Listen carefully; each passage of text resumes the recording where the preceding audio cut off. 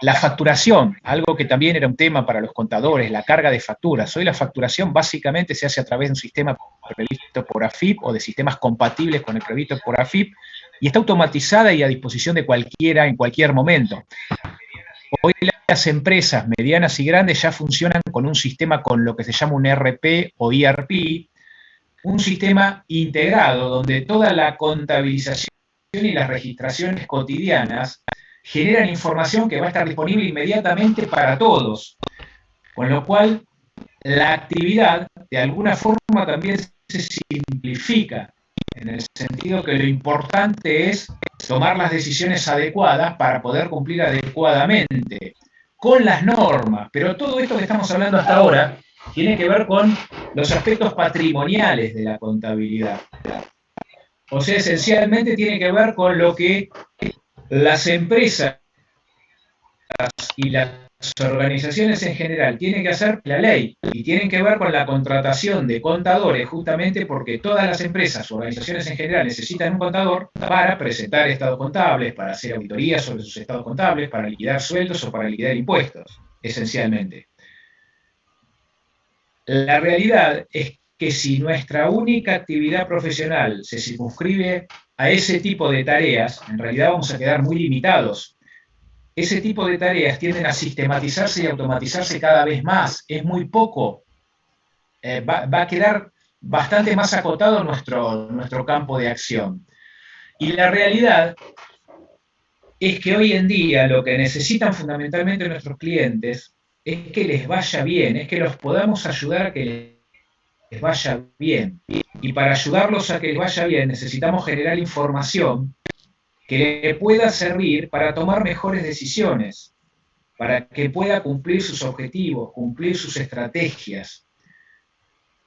Y toda esa información de la cual tenemos que ser los responsables en cuanto a su generación dentro de las empresas, es información que se denomina gerencial o que forma parte de la rama gerencial de la contabilidad.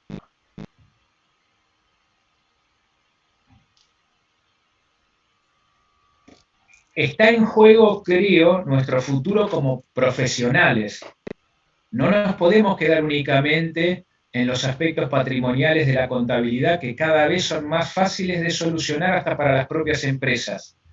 Tenemos que darnos cuenta, digamos, que nuestro futuro profesional tiene más que ver con el hecho de generar la información que nuestros clientes necesitan, como dijimos, para poder tomar mejores decisiones que les permitan cumplir adecuadamente con sus objetivos.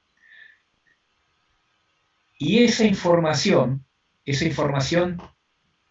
que necesitan nuestros clientes y que va a ser una información de tipo interno, que no es para presentarle a nadie, que no respeta ningún parámetro específico y que no está obligada por ninguna norma legal, sino que tenemos que desarrollarla para cada empresa en función a lo que cada empresa u organización en general necesite.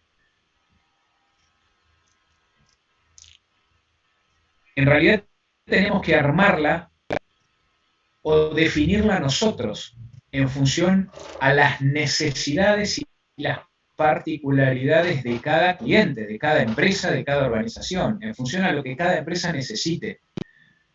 Los formatos de información gerencial nunca son exactamente iguales, ni siquiera para empresas que a lo mejor están en el mismo rubro, porque tal vez la manera de competir, la manera de satisfacer las necesidades de los clientes, de resolver los problemas del cliente son distintos. Entonces, la característica de la información gerencial es que hay que adaptarla específicamente a los requerimientos y necesidades de cada empresa, de cada uno de nuestros clientes.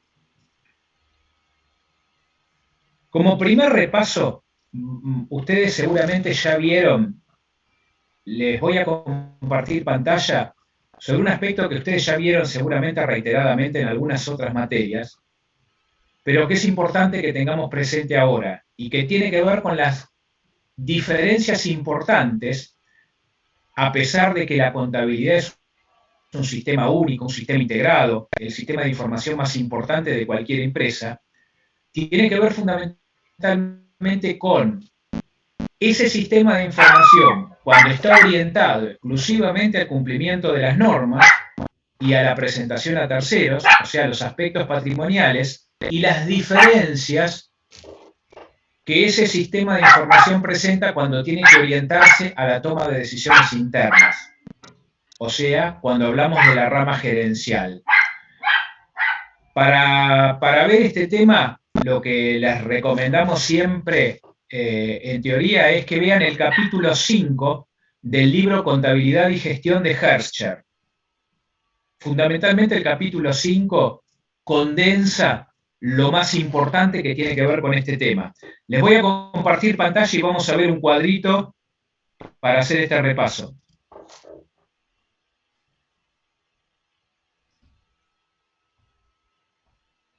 ¿La pueden ver? Sí, profe. Sí, se ve.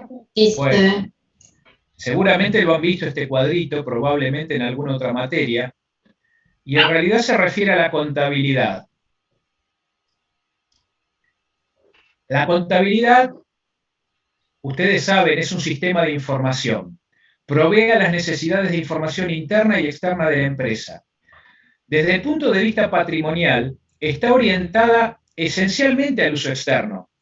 Obviamente también la aprovechamos internamente. Esto porque no vamos a duplicar la información y toda la información que necesitamos generar para elaborar estados contables, que nos sirva después para liquidar sueldos, para liquidar impuestos, es muy útil también desde el punto de vista interno. De hecho, hay algunas cuestiones que tienen que ver con la información patrimonial que son muy relevantes para la toma de decisiones internas. Por ejemplo, los estados contables de alguna manera representan la imagen de la empresa frente a terceros. La empresa se muestra frente a terceros, frente a los inversores, frente a los competidores, frente a los otros operadores del mercado, a los socios en el mercado, a través de sus estados contables. Es el reflejo de la actuación de la empresa, por lo menos desde el punto de vista patrimonial, económico y financiero. Por otra parte, algunos aspectos vinculados al estado de resultados, por ejemplo, la ganancia final sujeta a impuesto y el impuesto a pagar, y por ende también la posibilidad de distribuir o no utilidades a los socios, también son aspectos de una relevancia muy importante para la toma de decisiones internas. Por eso, aparte de la información que generamos patrimonialmente, también sirve para, digamos, es muy importante para la toma de decisiones internas, y el conjunto de la información nos sirve para la toma de decisiones internas. Lo que pasa es que no nos alcanza. La realidad es que para la actuación de cualquier empresa, solamente tener una buena contabilidad que cumpla con la normativa vigente no le alcanza para funcionar bien. Cumpla el requisito mínimo para la subsistencia, en tanto y en cuanto pueda seguir generando productos y servicios que puedan resolver problemas o satisfacer necesidades a sus consumidores. Desde el punto de vista de la rama gerencial, toda la información generada está orientada casi exclusivamente al uso interno. Todos los formatos informativos que utilizamos dentro de la rama gerencial de la contabilidad los armamos exclusivamente para uso interno.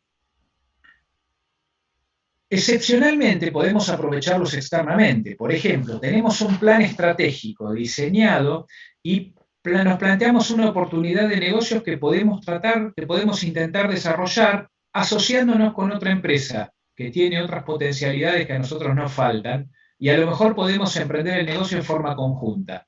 Tal vez en ese caso nosotros le podamos exhibir nuestra estrategia, nuestro plan estratégico a la empresa con la que buscamos la alianza. O si, por ejemplo, pedimos un crédito bancario y nosotros tenemos un presupuesto y armamos un estado de flujo de efectivo proyectado, ese estado de flujo de efectivo proyectado me puede servir para mostrarle al banco o a la entidad financiera en la cual buscamos el financiamiento que vamos a poder cumplir con el pago de lo que tomamos como deuda en tiempo y forma.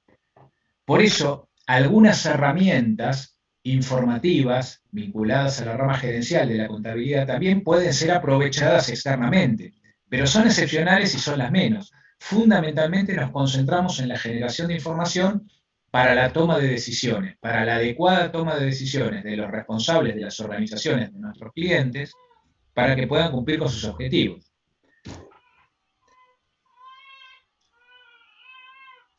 La contabilidad representa información periódica y o continua, sistemática. Disculpe, profesor, disculpe, le pregunto de vuelta. Le pregunto para repetir. Si nosotros tenemos información gerencial y, por ejemplo, queremos sacar un préstamo, la podemos llevar. En realidad, claro, obviamente, todo lo que pueda ayudarnos para, por ejemplo, conseguir ese objetivo, que evidentemente si buscamos un financiamiento, debiera ser porque tenemos una oportunidad de negocio rentable y cuyo rendimiento va a superar el costo del financiamiento, y por eso buscamos aprovechar la oportunidad. Todo lo que nos ayude a aprovechar esa oportunidad, de hecho el mismo banco probablemente nos pida un flujo de efectivo proyectado, una estimación de los ingresos futuros que vamos a tener. Por eso es que, bueno, es una herramienta que en ese caso, sí, por supuesto, nos va a convenir presentársela al banco. Todo lo que nos convenga presentárselo a algún tercero por un motivo específico, se lo tenemos que presentar. El tema es que no es obligación, no es información que obligatoriamente le tenemos que presentar a nadie, pero en todo lo que nos convenga presentarlo a terceros, bueno, lo tenemos que utilizar. Un plan de negocios, por ejemplo, algo así. Por ejemplo, puede ser un plan de negocios, que ya es algo más amplio. Le planteamos al banco el plan de negocios completo. Al banco esencialmente lo que le va a interesar es cobrar lo que nos presta. Por eso digo, más allá del plan de negocios, que le puede ser de utilidad para ver si hay una idea pensada realmente, si hay una estrategia diseñada como para andar mejor, lo que más le va a importar es que los ingresos que podamos obtener alcancen para cumplir con los pagos necesarios del crédito que vamos a pedir. Fundamentalmente, digamos, a los organismos financieros lo que les interesa fundamentalmente es cobrar lo que nos prestaron y generar su rendimiento a partir de la cobranza de intereses, del capital y los intereses que nos prestaron. La contabilidad entonces genera información periódica y o continua, sistemática y o accidental y sobre hechos pasados, presentes y futuros. La realidad es que la información patrimonial, o sea, la que obligatoriamente tenemos que presentar a terceros, la que fundamentalmente está constituida por los estados contables, las liquidaciones de sueldo, las liquidaciones de impuestos, es preponderantemente periódica. Los estados contables tienen una periodicidad, sea anual, trimestral, si son empresas que cotizan en bolsa. Las liquidaciones de impuestos tendrán una periodicidad anual si hablamos de impuesto a las ganancias sobre los bienes personales, una periodicidad mensual si hablamos de IVA, de ingresos brutos, tal vez una periodicidad bimestral si hablamos de la tasa de seguridad e higiene municipal. O sea, tienen una periodicidad determinada. La exigencia informativa tiene una determinada periodicidad. Preponderantemente sistemática es en el sentido de que los formatos informativos están previstos. El formato informativo para presentar una liquidación de sueldo, bueno, ya en muy breve lapso tiene que ser el que está establecido por el libro de sueldo digital de AFIP, porque es la norma imperativa que nos obliga a cumplir con la carga de información en base a los parámetros establecidos. Cuando presentamos declaraciones juradas de IVA, de ingresos brutos, de ganancia, también tenemos que respetar los parámetros establecidos por los organismos impositivos. Para armar los estados contables tenemos que respetar el formato establecido que plantea, por ejemplo, la identificación de rubros en el estado de situación patrimonial, la clasificación entre activos corrientes y no corrientes, el ordenamiento de los rubros del activo y del pasivo. Bueno, y esto con todos los estados contables. O sea, fundamentalmente, todas las presentaciones que nos pide que tienen que ver con la contarrama, los aspectos patrimoniales de la contabilidad están normatizados, previstos, sistematizados. Los formatos informativos vienen dados, ya están establecidos y tenemos que cumplir con el formato previsto. Porque se establece normativamente y, digamos, si es para, por ejemplo, una liquidación que tiene que ver con impuestos o sueldos, bueno, están establecidos por el propio organismo también normativamente. Y el tema de la contabilidad patrimonial, otro aspecto que es justamente lo que constituye, yo les diría, la principal limitación de la contabilidad patrimonial. que casi exclusivamente trabaja sobre hechos pasados y solo excepcionalmente sobre hechos futuros. Los estados contables se refieren al pasado. Cuando me piden la presentación de estados contables, yo comparo lo que pasó en el último ejercicio, incluso me dan una periodicidad, una determinada cantidad de tiempo para la presentación de los estados contables correspondientes al ejercicio anterior. Habitualmente son 4 meses desde la fecha de cierre de ejercicio. Y en realidad comparo los datos del último ejercicio con los del ejercicio anterior. O sea, trabajo esencialmente con información histórica. Muy poco trabajo sobre hechos futuros. A veces se describe algo en las memorias, las empresas en la memoria plantean algo respecto a las perspectivas a seguir, o por ejemplo en algún momento cuando se constituyen previsiones, porque por ejemplo puede haber alguna incobrabilidad, algún cliente que pueda estar en proceso de concurso o de quiebra, o pudiera darse alguna situación de algún inventario que quedó obsoleto. Entonces ahí me planteo un poco, en esos casos, o la constitución de una previsión para un juicio pendiente que se generó en este ejercicio y supongo que puede generar una obligación contingente en el futuro, esas cuestiones me hacen mirar un poco al futuro, pero en realidad es mínimo y excepcional. Básicamente en la contabilidad patrimonial trabajo con información del pasado. En cambio, todo lo que vamos a ver de aquí en las próximas clases va a tener que ver fundamentalmente con información que puede ser tanto periódica como continua. ¿Qué quiere decir esto? Que yo puedo armar formatos gerenciales, o sea, formatos para la toma de decisiones, que como sé que algunas decisiones las tengo que tomar cotidianamente, puedo armar un formato establecido que ya está estandarizado y que sirva para la empresa hasta que convenga armar otro. Pero por un tiempo puede servir un formato estandarizado y por periodo de tiempo, que en determinado tiempo lo tenga, ya sea que quiero hacer el análisis de tipo semanal, mensual o diario, eventualmente, pero puede tener una periodicidad, la periodicidad que yo disponga. Pero también puede ser un formato informativo que sea en el momento en que lo necesito. Surge un problema o surge una oportunidad, y bueno, entonces busco la información necesaria, ya sea para identificar las causas del problema y poder resolverlo, o para aprovechar la oportunidad, si se me presenta una oportunidad de negocios.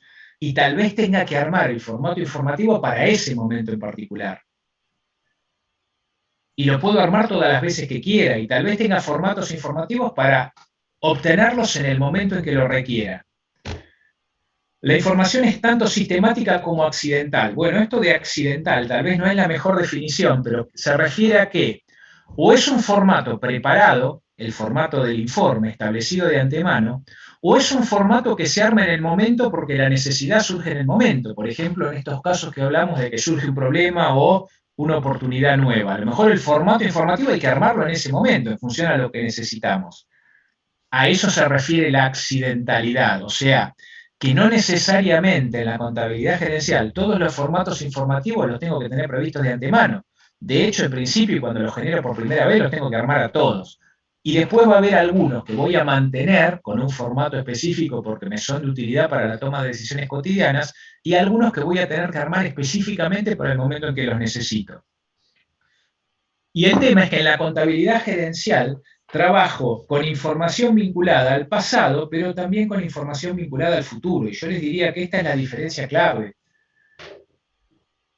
La información gerencial, la información contable de tipo gerencial me permite desarrollar estrategias, desarrollar planes, desarrollar presupuestos, desarrollar tableros, desarrollar herramientas que en realidad apuntan a lo que yo pretendo que la empresa o la organización consiga en el futuro para cumplir con sus objetivos, y que me van a permitir, a partir de la medición de la actuación cotidiana, comparar y controlar si eso que yo preveo que sea de una manera determinada se está dando o no, eventualmente para corregir la actuación, si no se estuviera dando como lo espero. Pero fundamentalmente, en la contabilidad gerencial, trabajo fundamentalmente con información del futuro. Obviamente trabajo con la información del presente y del pasado para tomar algunas decisiones, pero básicamente la diferencia más clara y trascendente es que voy a trabajar con información del futuro. Muchas veces la información del pasado me resulta útil, sobre todo cuando tengo que hacer análisis ex post de lo que sucedió en algún momento o cuando tengo que hacer un control. Y entonces, en esos casos, la información del pasado, el tema es que no va a ser tan sintética como la que requiero para la contabilidad patrimonial. En la contabilidad patrimonial tengo las ventas totales, pero a mí, si quiero evaluar lo que pasó en un periodo determinado, a lo mejor tengo que evaluarlo por cada sucursal de ventas, por cada producto que vendí, las ventas de cada vendedor, y entonces el análisis descriptivo, informativo, va a ser mucho más profundo. No me va a alcanzar el dato que únicamente registramos o recabamos sintéticamente para la contabilidad patrimonial. La información en general, la información contable en general, es información en valores monetarios, ajustados o sin ajustar, y otros datos cuantitativos, así como las relaciones o índices entre ellos. ¿Cuál es la diferencia más importante acá? Que fundamentalmente en la contabilidad patrimonial trabajo con valores monetarios. El idioma común son los signos monetarios en la contabilidad patrimonial. En algunos casos analizo la cantidad de unidades que vendí. Para liquidar sueldos a lo mejor necesito saber la cantidad de horas trabajadas o días trabajados, pero básicamente todo se condensa en el número final. La contabilidad patrimonial es esencialmente numérica monetaria. La contabilidad per se es numérica, porque la contabilidad es un sistema de información que sirve para medir actuación. La utilidad de la información justamente es que me permite plantearme objetivos medibles. La idea es no quedarme únicamente con enunciados, sino con enunciados que precisen cómo se va a cumplir la actuación y que la pueda medir. Para eso necesito trabajar de manera numérica. Pero en la contabilidad gerencial, fundamentalmente, hay muchísimos datos, cada vez trabajamos con más datos que si bien son numéricos, no son monetarios. Y entonces empezamos a medir muchas otras cuestiones, que yo les diría que son más relevantes, no diría más relevantes, las monetarias siguen siendo importantes, pero me permiten evaluar actuación para corregirla en caso de que no se esté desarrollando de la manera en que yo busco, antes de que eso genere valores monetarios que yo no quiero. Porque medir solamente valores monetarios es medir efectos. ¿Qué quiero decirles con esto? Nosotros sabemos que una empresa tiene que conseguir la rentabilidad posible para su inversión, por lo menos desde el punto de vista económico va a buscar el mayor rendimiento posible para su inversión, probablemente busque la mayor cantidad de utilidad posible, obviamente mejor medirla en términos de rentabilidad, porque en definitiva ahí es la utilidad en función a cuánto se invirtió para conseguirla, va a querer aumentar las ventas. Si yo hago esta medición, tengo un objetivo y después lo comparo con lo que se dio únicamente en términos numéricos. A ver, la rentabilidad deseada era esta, la rentabilidad sea rentabilidad sobre el activo, sobre el patrimonio, cualquiera sea la medida de rentabilidad que estemos analizando. Si después la comparo con el valor final puede ser que me dio igual, más o menos de lo esperado, las ventas fueron, por ejemplo, menores o mayores, la utilidad fue mayor o menor. El tema es que supongamos que fueran menores. Una vez que lo veo, ya está. Las ventas ya fueron menores, la utilidad fue menor, la rentabilidad fue menor. Porque solamente estoy mirando valores numéricos. Ahora, si yo miro los otros valores y puedo medir las otras actuaciones de la empresa que no son numéricas, que no son monetarias, entonces yo puedo darme cuenta si estoy haciendo las cosas bien y corregirlas antes de que se transforme en valores monetarios que no me gustan, antes de que tenga menos ventas, menos utilidad o menos rentabilidad. Por ejemplo, hay medidas que permanentemente hoy se analizan y todas las empresas analizan, que tienen que ver, por ejemplo, con la satisfacción de los consumidores. Para todas las empresas hoy es fundamental la satisfacción de los clientes, porque de hecho es la razón de ser de la actividad de la empresa. Y entonces miden permanentemente la satisfacción de los clientes. Y se trata de buscar parámetros de medición cuantitativos, numéricos, pero no monetarios. Por ejemplo, el porcentaje de satisfacción de los clientes en una encuesta determinada. O, por ejemplo, medir el índice de abandono de los clientes, para ver cuántos clientes me abandonan y eventualmente ver cuál es el motivo, para justamente no perder clientes. O la cantidad de nuevos clientes que puedo conseguir. O la participación en el mercado, cómo me va respecto a la participación en el mercado.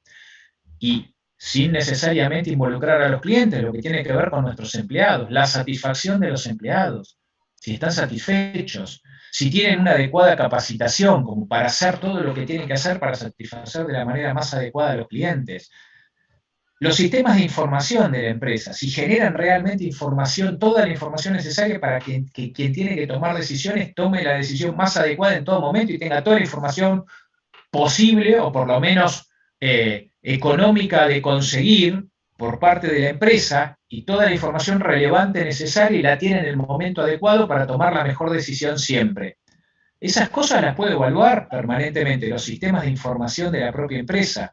Los tiempos, y ya hablamos de medidas que tienen más que ver con la actividad propia que desarrolla la empresa, los tiempos de un proceso productivo, los tiempos de la entrega de un producto a un cliente. Bueno, puedo evaluar la calidad. El tema es que tanto los tiempos como la calidad le tengo que buscar la vuelta para generar mediciones numéricas.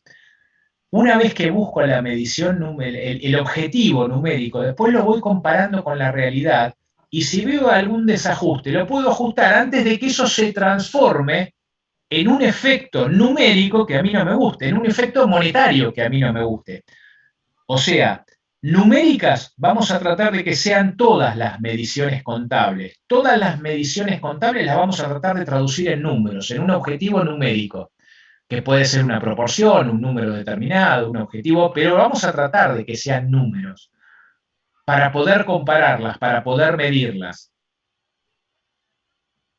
Pero no necesariamente monetario. Las monetarias también las vamos a ver, pero lo monetario es un efecto de todo lo que la empresa hace para alcanzar ese objetivo monetario. La empresa depende de satisfacer a sus clientes, de brindarles satisfacción, de solucionarles sus problemas. Para satisfacer a sus clientes necesita que los empleados estén capacitados para poder hacerlo, tengan todas las herramientas necesarias para hacerlo mejor, estén motivados para trabajar en la empresa. Para eso tienen que hacer las cosas de la mejor manera posible. Para eso tienen que estar bien capacitados, para que todos los procesos que se desarrollen internamente dentro de la empresa funcionen bien. Tienen que tener la mejor información posible para tomar la mejor decisión en cada caso, cada vez que sea necesario. Tienen que actuar de manera coordinada y eficiente con todas las empresas que conforman su cadena de valor, uno de los conceptos que también vamos a ver a lo largo de la materia. Bueno, todas estas cuestiones se pueden medir cómo está actuando la empresa en cada uno de estos aspectos. Y si yo corrijo estas actuaciones, puedo lograr el valor monetario que busco a partir de la medición de estas actuaciones. Por eso, en la contabilidad gerencial se usan muchos datos numéricos, pero no monetarios. Y en la contabilidad gerencial y en la contabilidad patrimonial básicamente se ocupa exclusivamente de valores monetarios. La contabilidad releva, clasifica, cuantifica, evalúa, registra, resume, presenta, analiza, interpreta y comunica todo lo relativo al estado del patrimonio y sus variaciones, a las perspectivas y planes de la empresa y su cumplimiento, a los resultados obtenidos y sus causas, y a las alternativas y restricciones. Desde el punto de vista patrimonial, ustedes saben que el tema es el capital a mantener, tiende a asegurar el mantenimiento de la inversión mediante un adecuado registro de las transacciones, se ocupa del registro de las transacciones, el objetivo es mantener el capital financiero, vigila la seguridad de los bienes y la conservación del patrimonio, y plantea una evaluación contable de la empresa y de sus actividades. Evaluación contable que no necesariamente refleja el valor real de la empresa. Ustedes saben que hay muchos activos intangibles que no se registran, por ejemplo la marca autogenerada, la patente autogenerada por la propia empresa, no se registra y a veces representan valores que son más grandes que todo el patrimonio, el resto de los bienes de los que la empresa puede disponer. Una empresa no registra el poder de una base de datos de un grupo de clientes fieles que van a seguir a la marca por el poder que tiene la marca. La empresa no está registrado el valor que tiene en la cualidad de algunos de sus empleados que pueden tener un rendimiento superlativo. Tampoco registra la empresa la eficiencia que consiguió en su actuación al integrarse más adecuadamente con sus proveedores o con sus intermediarios en la cadena de valor. Esas cuestiones son cosas intangibles que no están registradas en los estados contables. Desde el punto de vista de la rama gerencial, está más claro que nosotros queremos asegurar la rentabilidad de la inversión mediante la óptima eficiencia de la gestión. O sea, apuntamos a dos aspectos fundamentales que son la rentabilidad y la eficiencia. La rentabilidad de la inversión y la eficiencia. Conseguir la rentabilidad de la manera más eficiente posible, combinando los recursos de la mejor manera posible. Vigila también preponderantemente el aprovechamiento de los bienes y el incremento del patrimonio, pero yo les diría lo que resulta clave y la diferencia tal vez más significativa entre la rama gerencial y la rama contabilidad y la información gerencial y la información patrimonial es que tiene como objeto primario la rama gerencial, los aspectos gerenciales, el planeamiento y control de todas las operaciones de la empresa y sus resultados. Para poder controlar, yo antes tengo que planear, tengo que proyectar, tengo que presupuestar, tengo que estimar, tengo que plantear lo que quiero hacer y lo que tengo que hacer para poder conseguir mi objetivo, la manera en que lo voy a hacer y cómo tienen que darse las condiciones para que eso que haga se esté desarrollando bien. Eso es lo que voy a poder controlar con la actuación cotidiana. Si se está cumpliendo lo previsto, o sea, el control esencialmente surge de comparar lo previsto, lo proyectado, lo presupuestado con la realidad. Eso es lo que me permite reformular el conjunto de mis planes y mi actuación para reformular, por ejemplo, también o para cumplir los objetivos, que también puedo reformularlos, obviamente.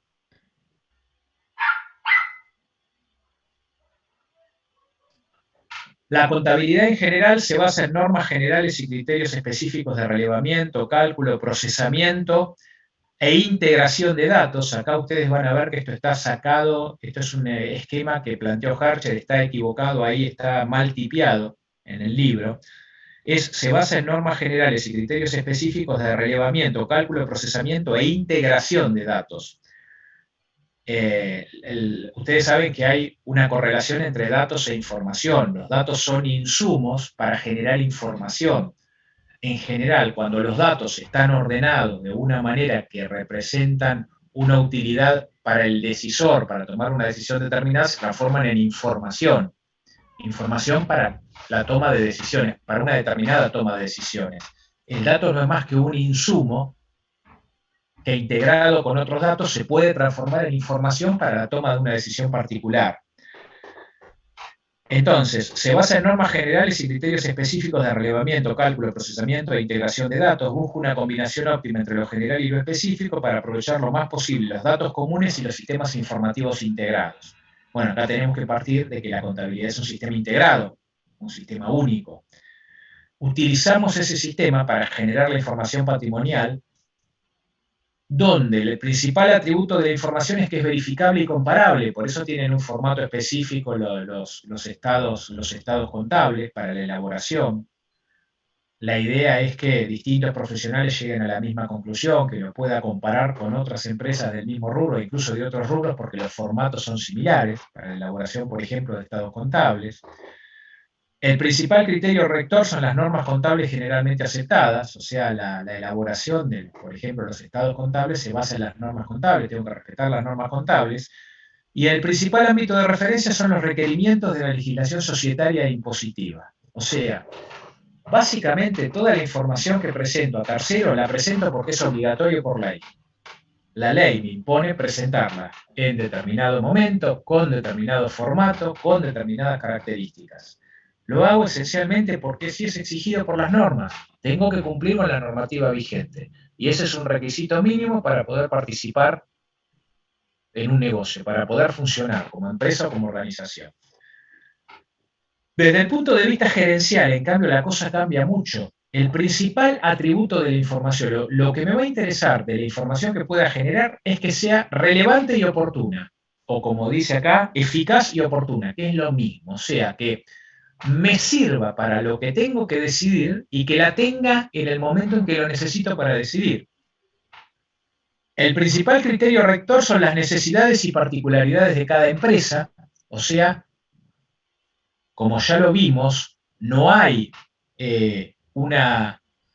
no es que vamos a tener un formato de información gerencial estándar que lo vamos a poder usar para todas las empresas, ni siquiera para dos empresas del mismo rubro. Cada empresa tiene sus particularidades, su forma de competir. Cuando desarrolla una estrategia, identifica sus propias ventajas competitivas y en función a eso lo que va a medir va a ser distinto a lo que va a medir otra empresa que puede competir de otra manera. Entonces, está adaptada a las necesidades y particularidades de cada empresa. Y el principal ámbito de referencia es el requerimiento del proceso de toma de decisiones. O sea, cuando ustedes tengan que plantearse dentro de la empresa qué formato informativo armo, el que sea útil para la toma de decisiones, de acuerdo a la decisión que necesita tomar el usuario. O sea, quien tiene que tomar la decisión, ¿qué información necesita? La más completa posible y que la tenga en el momento en que la necesita para tomar la decisión que necesita tomar. En eso, a eso apunta y en eso esencialmente radica la utilidad de la información gerencial. Bueno, esto está claro, ¿no? Esto ya lo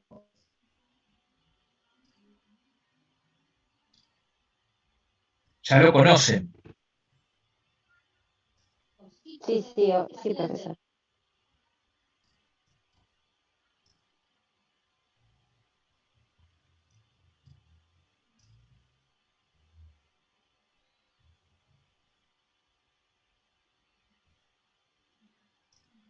Bueno, ahora bien, nosotros dijimos que esta clase iba a ser una clase de repaso, que esta materia tiene que ver con la contabilidad gerencial, con la rama gerencial de la contabilidad, que vamos a ver una serie de formatos vinculados a la información desde el punto de vista gerencial, pero vamos a suponer que es conocido, que todo lo que tiene que ver con los aspectos patrimoniales están bastante conocidos por ustedes porque es lo que vieron durante la carrera.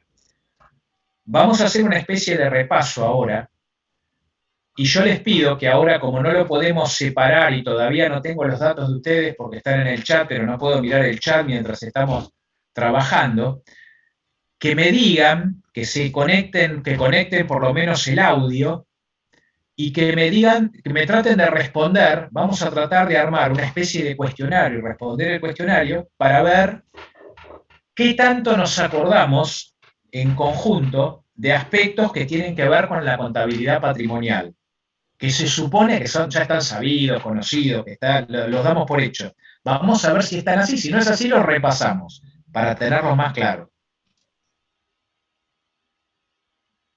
Me voy a compartir pantalla.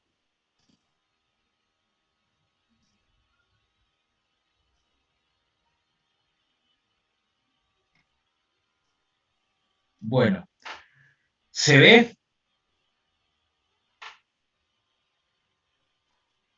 Sí, profesor.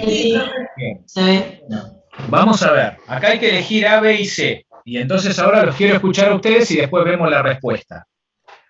A ver quién se anima. Es bastante simple. El patrimonio neto representa A, los aportes que han realizado los propietarios y las utilidades retenidas, los aportes de los propietarios o las utilidades retenidas. El A. Muy bien. El patrimonio neto fundamentalmente está constituido por los aportes de los propietarios. De hecho, el aporte inicial que hacen los propietarios para constituir cualquier empresa, el aporte de capital inicial y sucesivos aportes que pudieran desarrollar, y por las utilidades que genera la empresa y que se reinvierten en la actividad empresarial, la reinversión de las utilidades. O sea, fundamentalmente el patrimonio neto está conformado por aportes de los propietarios y utilidades retenidas que genera la empresa y que se reinvierten en la actividad. ¿Cuáles son las principales cuentas de patrimonio neto? ¿Se acuerdan?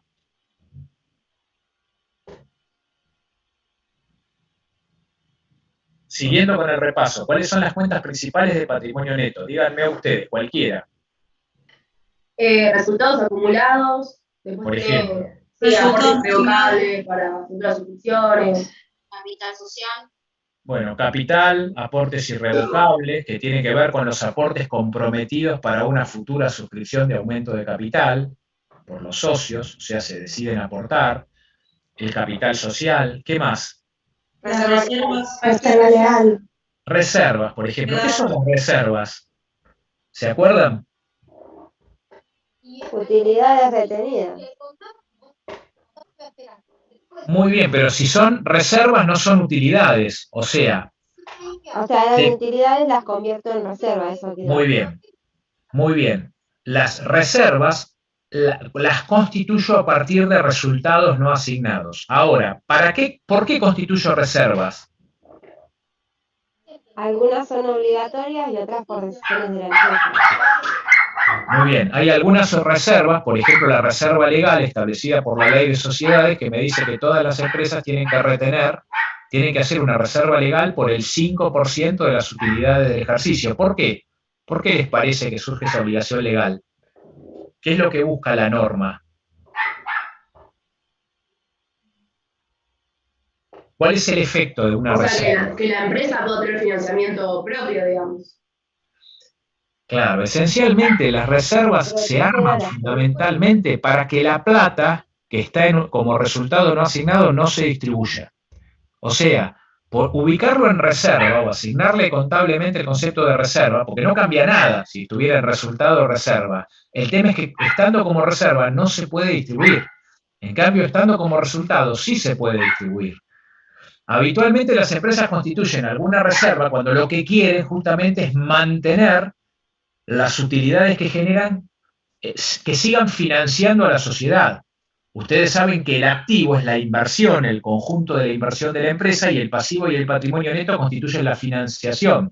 Yo lo que busco cuando constituyo una reserva es que ese patrimonio neto, ese resultado no asignado que forma parte del patrimonio neto, no se vaya con distribución de utilidades en efectivo, que se mantenga financiando a la empresa. Y para eso se constituyen reservas. Esto es lo que pasa habitualmente con las reservas voluntarias, que se constituyen voluntariamente o a veces estatutariamente. Si bien la excusa es, bueno, para un nuevo negocio, en realidad tener una reserva, constituir una reserva es simplemente pasar plata de cambiar el concepto de una cuenta de patrimonio neto, no es que hay montos involucrados. El objetivo fundamentalmente de las reservas es que siga ese monto de patrimonio neto, o sea, esa utilidad generada, esa utilidad devengada que la empresa generó, siga financiando a los activos de la empresa, o sea, se siga manteniendo, se siga reinvirtiendo en la empresa y no se distribuya. Vamos a la segunda pregunta. Los activos intangibles son las marcas y patentes, los gastos de organización y preoperativos o ambos. A ver, ¿quién se anima a responder? ¿La B? Para mí solamente las marcas y patentes. Puede ser que sean ambos. Bueno, acá tenemos tres respuestas distintas, la A, la B y la C, muy bien. Pero bueno, está bien, vamos a ver, porque en realidad, la realidad es que no es tan fácil responder esto, porque hoy en Argentina tenemos un doble juego normativo. Tenemos las normas contables argentinas, pero también tenemos las normas internacionales de información financiera. Las empresas que cotizan en bolsa están obligadas a aplicar las normas internacionales, y las empresas que quieren hacerlo también pueden aplicar las normas internacionales. El resto de las empresas puede aplicar la normativa argentina. La realidad es que para la normativa argentina, tanto las marcas y patentes, estamos hablando de marcas y patentes adquiridas, no autogeneradas, porque las autogeneradas no se registran. Las marcas y patentes adquiridas son activos intangibles, pero también las normas argentinas permiten activar gastos de organización y preoperativos, porque se supone que se hacen en un ejercicio para beneficiar a varios, y entonces son susceptibles de una amortización posterior, y se pueden registrar como activos intangibles. Pero esto es lo que establece la normativa argentina. Las normas internacionales no permiten activar los gastos de organización y preoperativos. O sea, para las normas internacionales, los gastos de organización y preoperativos hay que considerarlos como gastos del periodo en que se incurren. Con lo cual, si estamos trabajando en empresas que aplican las normas internacionales, solamente las marcas y patentes van a ser activos intangibles, los gastos de organización y preoperativos no. En cambio, si aplicamos la normativa argentina, no somos una empresa que cotiza en bolsa y seguimos aplicando la normativa argentina, ambos pueden ser activos intangibles, tanto las marcas y patentes como los gastos de organización y preoperativos. Es importante ver esto, que hoy estamos en un doble juego normativo. Tercero, las previsiones son las obligaciones ciertas, las obligaciones eventuales o ambas. Las ciertas. La La B. La B. Ojo, La ojo. B, la eventual. La respuesta correcta es la B, son obligaciones eventuales. Ojo, las obligaciones ciertas, las únicas obligaciones ciertas que tenemos son las deudas. Esas son las obligaciones ciertas. La deuda es una obligación cierta, debemos tanto, hay un contrato que firmamos, que suscribimos o compramos por la compra de determinado bien o porque obtuvimos un crédito y tenemos que pagar tanto. La deuda es una obligación cierta. La previsión es una obligación eventual. Todavía no es una obligación cierta, pero presuponemos que se va a transformar en una obligación cierta en el futuro. Pero hoy es una obligación eventual. Pregunta, ¿las cuentas de previsiones dónde van en los estados contables? Bueno, pero de ¿Cómo es la regularizadora de la que responda? Muy bien, hay algunas cuentas de previsión que van en el activo, que actúan como regularizadoras del activo, que son patrimoniales activo con saldo acreedor, que aparecen restando la cuenta que lo originó. Pero el resto de las previsiones, en las que no se da ese caso excepcional, van en el pasivo. Por ejemplo, la previsión para juicios pendientes. Si hay un juicio laboral, por ejemplo, tenemos un juicio laboral por un despido que se generó en este periodo. Seguramente va a generar una obligación para la empresa en el futuro. Pero armamos en este periodo la previsión porque se refiere a algo que aconteció en este ejercicio. Esa previsión va en el pasivo. Pero hay algunas previsiones que, como dijeron ustedes, van en el activo, porque aparecen restando a la cuenta que lo originó. Por ejemplo, ¿cuál? ¿Se acuerdan? La de incobrables. Deudores Ejemplo. incobrables. La previsión para deudores incobrables. Tenemos un cliente que está en concurso o quiebra, entonces ahí tenemos una previsión, la previsión para incobrables que aparece en el activo, restando a la cuenta de crédito que le dio origen. O puede ser, por ejemplo, la cuenta previsión para desvalorización de inventario. Algún inventario que está quedando obsoleto, bueno, también tenemos que constituirla. Podemos llegar a constituirla. La 4. Los activos se evalúan a su costo histórico indexado o corriente según el caso, su valor de recupero si es menor o ambos. Esto tiene que ver con los criterios de evaluación. A ver quién se anima a responderla.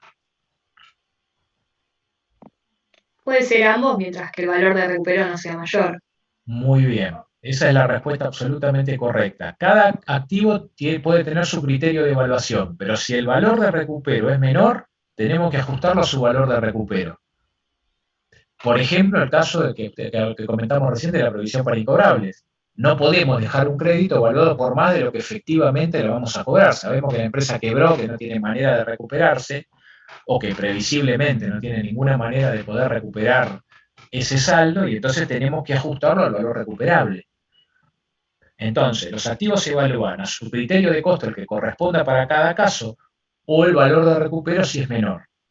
Hay que ajustarlo al valor de recupero. Lo mismo los inventarios. Si están desvalorizados, bueno, tenemos que ajustarlo al valor de recupero. O cualquier tipo de bien del activo. Quinto, el valor corriente se aplica a los bienes de uso, los inventarios o ambos. A ver quién se anima ahora. Este es un criterio de evaluación. Valor corriente. Es para, ¿a qué se aplica? ¿Los bienes de uso, los inventarios o ambos? A los Los bienes inventarios. de cambio. Los bienes de uso son más oportunos. Los inventarios son los bienes de cambio, sí. Claro. Entonces, ¿qué me dicen? ¿Que se aplica a los inventarios? ¿Alguien opina distinto? ¿Y a las dos? A los dos. Bueno,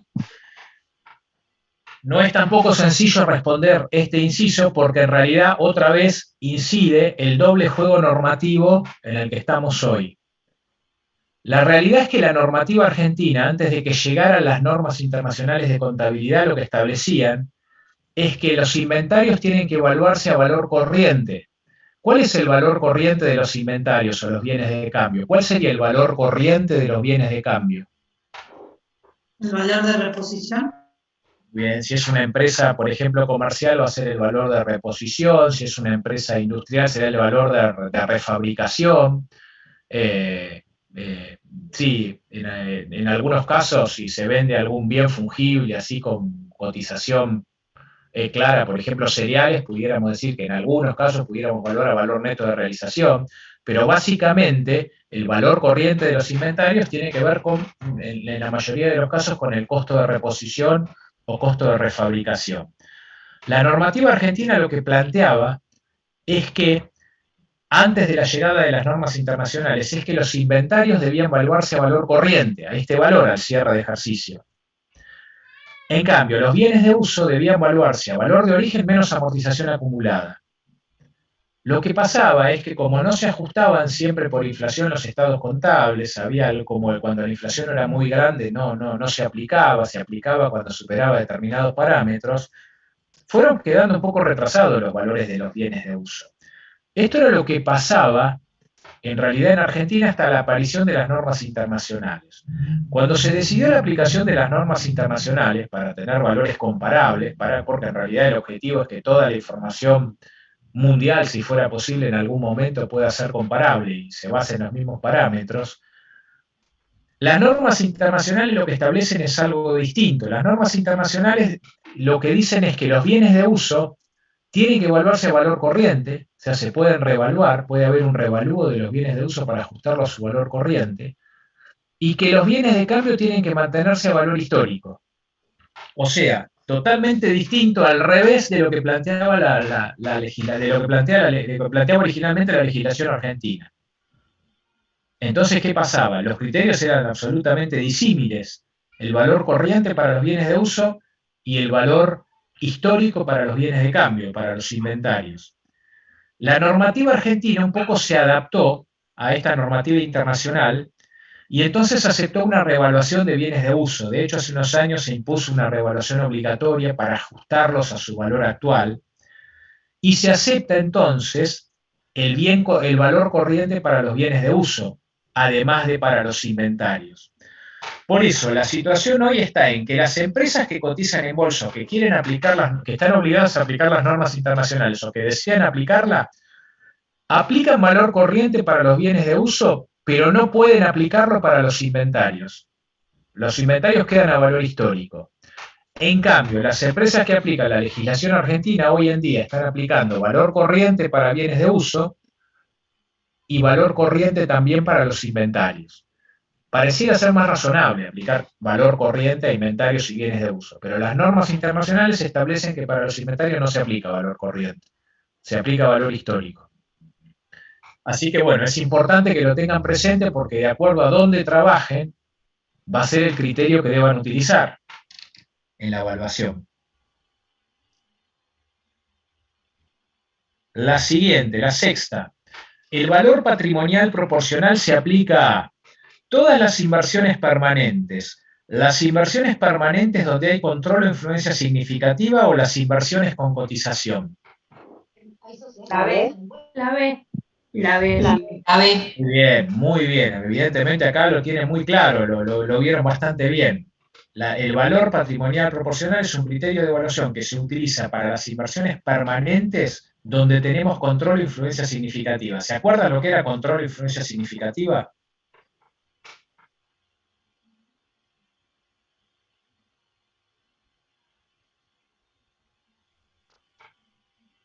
La influencia significativa era que tenías el 20%, entre el 20% y el 50% de los votos de la empresa, o sea... En realidad es más que eso. El control es tener más del 51% de las acciones, porque esto habitualmente es entre empresas que cotizan en bolsa, entre sociedades anónimas.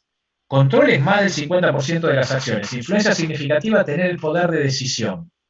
A veces formar parte del directorio de la empresa o tener participación en otra empresa que de manera conjunta con esta tiene una participación que permite tener el poder de decisión dentro de la empresa. Básicamente el concepto general es que tengo el poder de decisión dentro de la empresa. Por eso tengo una influencia significativa. Y por eso aplico valor patrimonial proporcional. Cuando tengo una inversión permanente donde no tengo control o influencia significativa, aplico el valor de origen más dividendos, o sea, el valor de la inversión más los dividendos. Lo voy aumentando por los dividendos que distribuya la utilidad. Entonces, cuando distribuye dividendos, reconozco las ganancias que tengo por esa participación. En cambio, en el valor patrimonial proporcional, ¿se acuerdan que aplico el valor patrimonial proporcional, que es la proporción que tengo en el patrimonio de esa empresa, y reconozco la ganancia en el momento en que aplico el valor patrimonial proporcional, porque ya reflejo la proporción que tengo en el conjunto de bienes y deudas de la empresa? Si la empresa donde tengo control de influencia significativa, donde aplico el valor patrimonial proporcional, distribuye utilidades en efectivo, a mí me va a aumentar el efectivo, pero me va a disminuir el valor patrimonial proporcional. O sea, cuando aplico valor patrimonial proporcional, estoy reconociendo la utilidad en el momento en que registro justamente el valor patrimonial proporcional que me corresponde. La 7. El capital de trabajo es el neto entre el activo y el pasivo de trabajo, el aporte de los propietarios o el activo menos las deudas. La A. La Muy bien. La respuesta correcta es la A. El capital de trabajo es el neto entre el activo y el pasivo de trabajo. A ver, ¿se acuerdan qué es el activo de trabajo?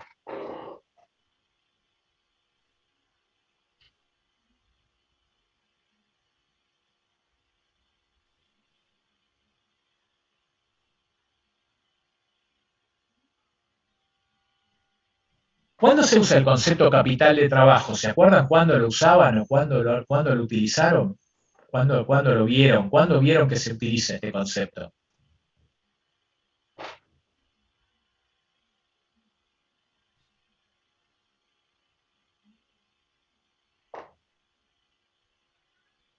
¿Vieron cuando ejemplo para la evaluación de proyectos de inversión, que siempre, bueno, hay una inversión en activos fijos, pero también en capital de trabajo, porque en finanzas. En realidad, ustedes supongan que compran una máquina, va a ser una inversión importante que permite multiplicar la producción y entonces aumentar mucho el volumen de ventas.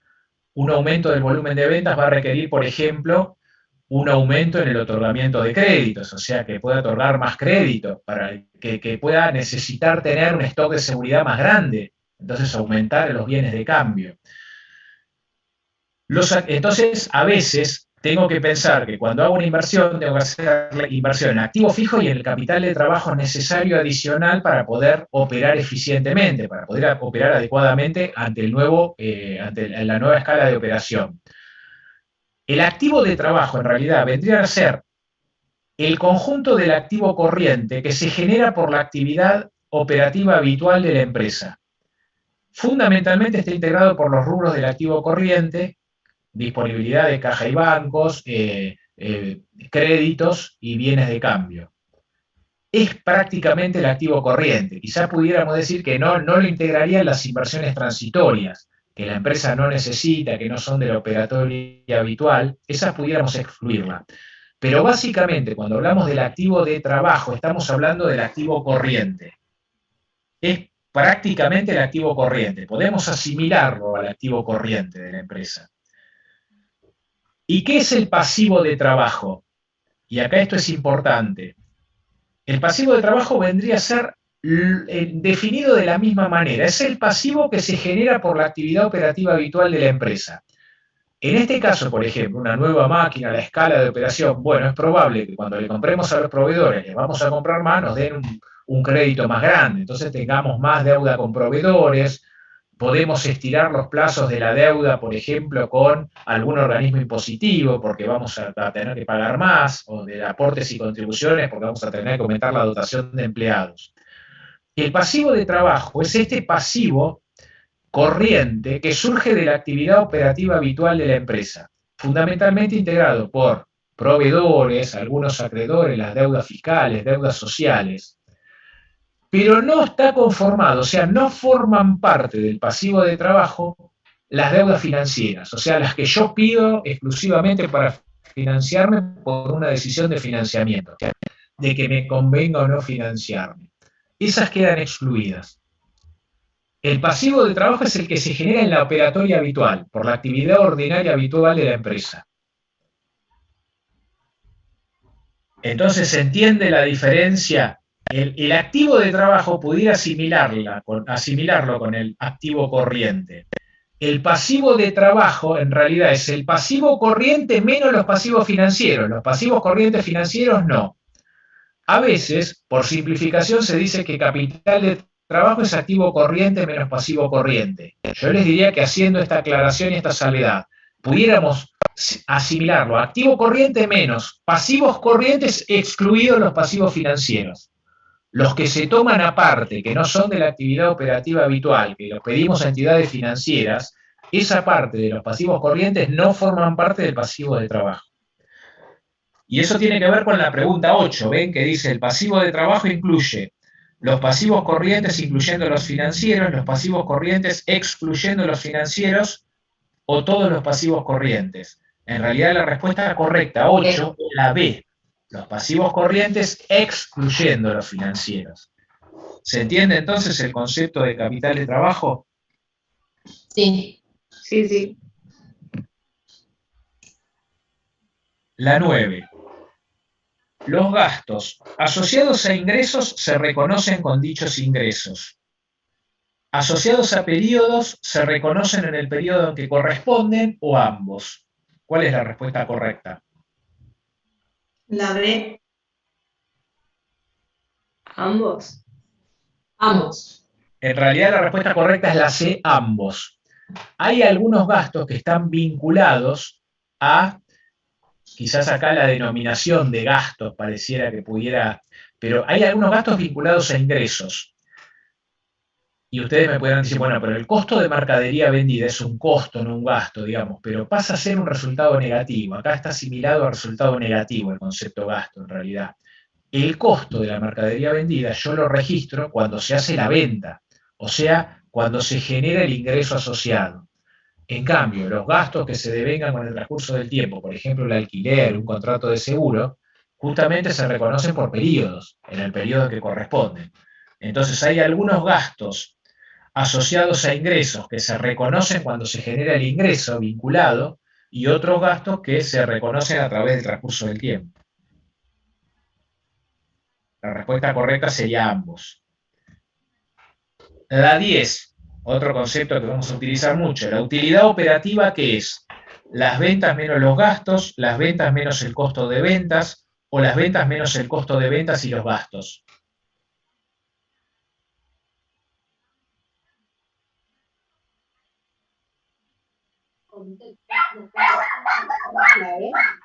La C.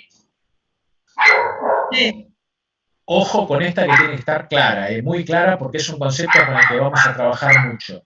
Utilidad operativa.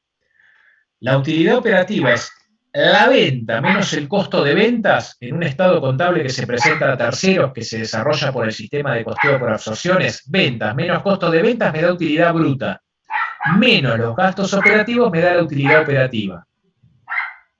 Entonces, la respuesta correcta es la C. La utilidad operativa es la venta menos el costo de venta y los gastos.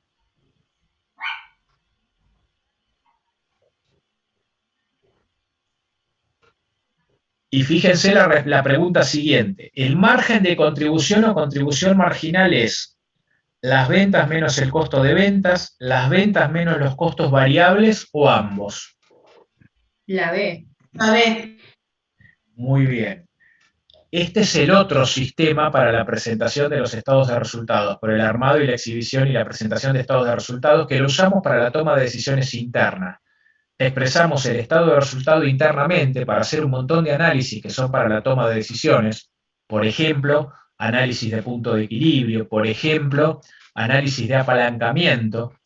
Para ese tipo de análisis usamos el esquema de costeo directo o variable y la manera de armar el estado de resultados es ventas menos costos variables. Ya no nos importa demasiado si es costo o gasto, sino si es variable o fijo. Nos importa el comportamiento del costo-gasto en función al volumen de actividad. Si es variable, yo hago venta menos costos variables y esa diferencia me da la contribución marginal. Después le resto los costos fijos y ahí obtengo la utilidad operativa. O sea, obtengo la utilidad operativa de manera distinta a la presentación anterior por costeo por absorción. Ya no es venta menos costos, utilidad bruta menos gastos operativos, utilidad operativa. En el enfoque de costeo directo variable me interesa ventas menos costo variable, contribución marginal, menos costo fijo, utilidad operativa. No me interesa ya tanto si es costo-gasto, eso no es relevante desde el punto de vista del costeo directo variable. Lo que es relevante es si es variable o fijo. Para eso, de todos los costos o gastos de la empresa, tengo que separar los componentes fijos de los componentes variables. Y de los semivariables tengo justamente que separar la parte fija y la parte variable.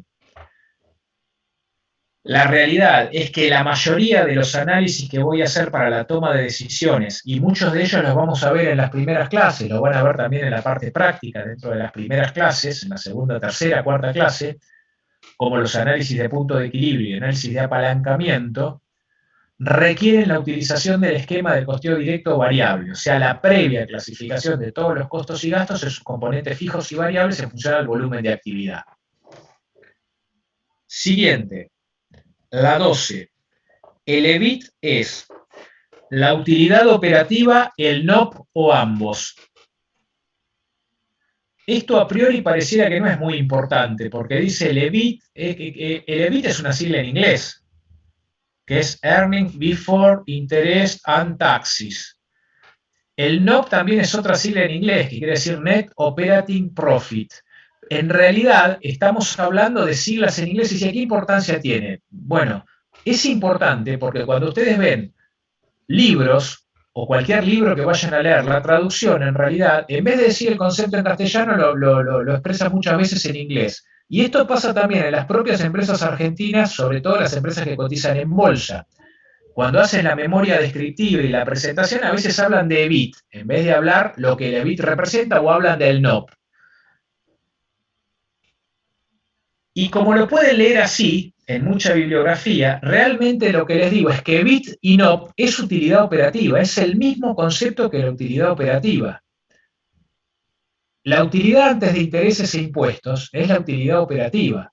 O sea, es la venta menos los costos menos los gastos. Eso me da la utilidad operativa. Después aparecen los intereses, me daría la utilidad antes de impuestos, el impuesto a la ganancia y me queda la utilidad neta para los propietarios, en términos genéricos en un estado de resultados. EBIT o NOP es lo mismo que utilidad operativa, pero lo pueden encontrar con diferentes denominaciones según lo que lean. Por eso es importante que tengan claro que es lo mismo.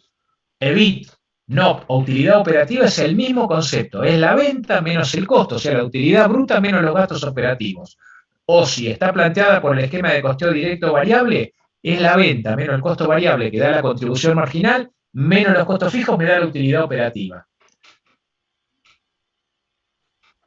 Entonces, la respuesta correcta para la pregunta 2 es la C ambos. El EBIT es la utilidad operativa y el NOP. Es lo mismo. Y antes de pasar a la 13, vamos a pasar a otro concepto que también es clave, precisamente también por la manera en que es utilizado, por la manera en que se utiliza este concepto.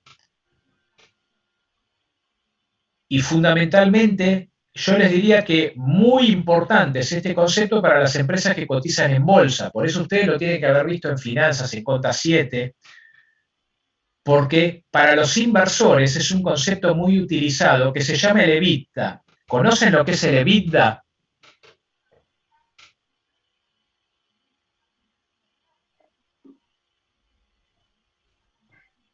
¿Es después de amortizaciones? El EBITDA es un concepto, como EBIT es lo mismo que el EBIT, pero le agregan la D y la A. Sí. En realidad, lo que quiere decir es utilidades, earning before interest taxes, depreciación en amortización. O sea, el EBITDA sería la utilidad operativa antes de deducir las amortizaciones. Cuando yo calculo la utilidad operativa, ustedes saben que la utilidad operativa es venta menos costos y gastos, ya las amortizaciones están incluidas dentro de los costos y gastos, me da un valor neto. En el EBITDA es como que le sumo las amortizaciones que le había restado, o sea, no le resto las amortizaciones. El EBITDA sería el resultado operativo antes de deducir las amortizaciones. ¿Se entiende? Es un concepto económico, igual que el EBIT y que la utilidad operativa. Surge de un resultado económico, pero es asimilable a un concepto financiero. Y es muy importante, es un concepto muy importante para los inversores que analizan los estados contables.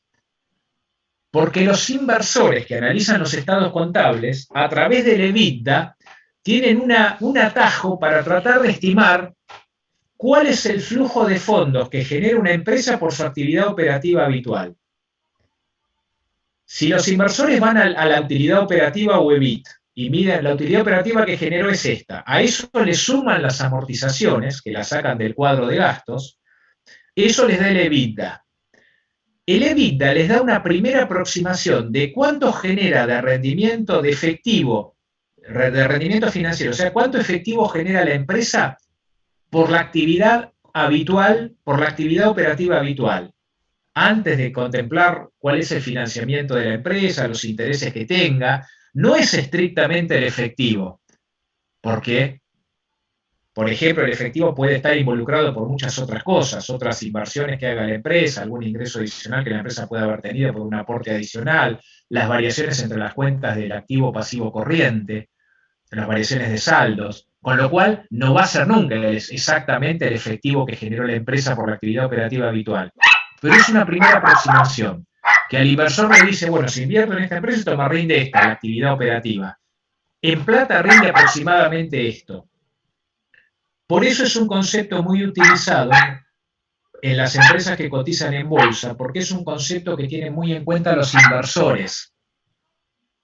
Es importante que tengan en cuenta, entonces, qué es el EBITDA.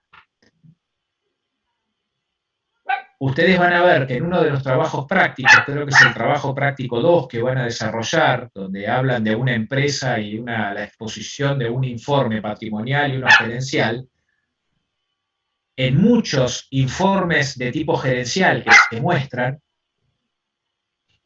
se parte del EBITDA como dato informativo relevante, porque es un concepto muy utilizado, no solo en Argentina, sino mundialmente, pero justamente, precisamente por eso, para los inversores es de mucho interés. ¿Está claro qué es el EBITDA? ¿Se acuerdan? ¿Lo vieron?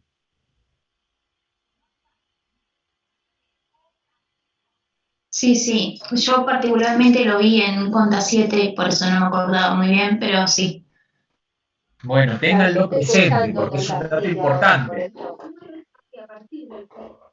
Por eso estamos haciendo este repaso, porque se supone que estas cosas son sabidas. Entonces, repásenlo porque lo vamos a ver durante la materia. Y una de las preguntas del examen final, en el último examen final, una de las preguntas fue esa. ¿Qué es el EBITDA? ¿Para qué se utiliza? Por eso digo que es importante que lo tengan presente, porque en esta materia se conjugan los conocimientos vistos en varias de las materias anteriores, sobre todo en todas las que tienen que ver con la información utilizada de utilidad para la toma de decisiones. El EBITDA no es un concepto que se muestra en los estados contables, surge de los estados contables, de la presentación patrimonial, pero no lo muestro en un estado de resultados habitual porque no es un dato exigido por la normativa para presentarlo a terceros. No obstante, cualquier memoria que ustedes vean de cualquier empresa que cotiza en bolsa, van a ver que habla del EBITDA. Esa les conviene mirarla, entrar a internet, alguna empresa que cotiza en bolsa, alguna memoria, van a ver que enseguida hablan del EBITDA de la empresa, porque es un dato muy relevante para los inversores. La 13, el NOPAT, resulta de restarle al NOP el impuesto a las ganancias a pagar por la empresa, el cálculo de impuesto a las ganancias que le hubiera correspondido o ambos. Este es un concepto en inglés y NOPAT quiere decir Net Operating Profit After Taxes, o sea, después de impuestos. Y les voy a dar yo la respuesta porque esto en realidad es algo que ustedes todavía no vieron y tiene que ver con el apalancamiento financiero. Lo vamos a ver cuando veamos apalancamiento financiero. La respuesta correcta es la B. Sería, resulta de restarle al NOP, que recuerden era la utilidad operativa, el cálculo del impuesto a las ganancias que le hubiera correspondido. sería cuánto rendiría la empresa independientemente de cómo se financie. Si la empresa se financia totalmente con capital propio, la realidad es que no tiene ningún interés, no tiene intereses. Y entonces va a tener que pagar impuesto a las ganancias sobre la utilidad operativa, porque no le va a deducir después los intereses. Puede llegar a tener algún resultado por tenencia, pero habitualmente es un dato mínimo. Lo que quiero decirles es que el NOPAT es una manera de estimar cuánto rinde la empresa independientemente de cómo se financia. Y surge de restarle la utilidad operativa, el impuesto a las ganancias que le hubiera correspondido pagar a la empresa si la única utilidad que tiene es la operativa. Si la utilidad operativa coincidiera con la utilidad sujeta a impuesto. Si no tuviera intereses. O sea, es una manera de evaluar cuánto rinde la empresa independientemente de cómo se financia. Porque después vamos a ver, cuando veamos apalancamiento, grado de apalancamiento financiero, que el único sentido que tiene el financiamiento, que una empresa tiene que financiarse en una situación sostenible, salvo puede tener algún requerimiento de fondo de corto plazo y que para un momentáneo, pero un endeudamiento sostenible en el tiempo, mantenido, solamente se tiene que dar, o solamente una empresa tiene que recurrir a un financiamiento, si puede invertir toda la plata que recibe en una oportunidad de inversión que genera rendimientos superiores a lo que le cuesta el financiamiento que busca conseguir. O sea, solamente una empresa tiene que financiarse, y esto es del ABC de las ciencias económicas, si esa plata que obtiene del financiamiento la va a usar para invertirla, y la va a invertir con un rendimiento superior a lo que le cuesta el financiamiento. Si no, es un pésimo administrador. Esto es del ABC de las ciencias económicas. Y este concepto lo vamos a ver bastante más cuando veamos grado de apalancamiento financiero.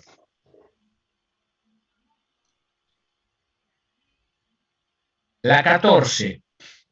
¿El estado de flujo de efectivo es una foto, un flujo o ambos?